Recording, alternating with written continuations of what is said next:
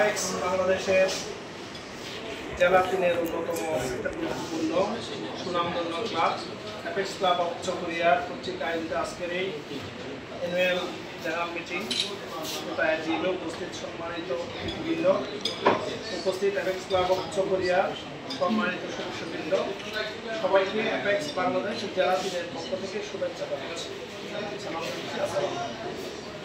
আজকে এই apex club of চকরিয়ার আগামী বছরের ভোট ঘোষণা হবে। একটু পরেই আমরা নতুন ভোট পাবো, যারা আগামী 2026 বর্ষের ক্লাবের প্রতিনিধিত্ব করবেন। এই চকরিয়া ক্লাবকে নেতৃত্ব দিয়ে পুরা বাংলাদেশের সকলের মাঝে পরিচিত হবে। তো এই আজকে আমি যে রিপোর্টের উপর আলোচনা নিয়ে এসেছি সেটা হলো অ্যাপেক্স ক্লাব অফ চকরিয়া 2025 বছরের প্রেসিডেন্ট প্রফেসর এস.এম. হামিদুল হক মোর্শেদ। উনি আসলে এই জানুয়ারি মাস থেকে কার্যক্রম হাতে নিয়ে পর্যন্ত অ্যাপেক্স ক্লাব অফ চকরিয়ার অনেকগুলো কাজ করেছেন।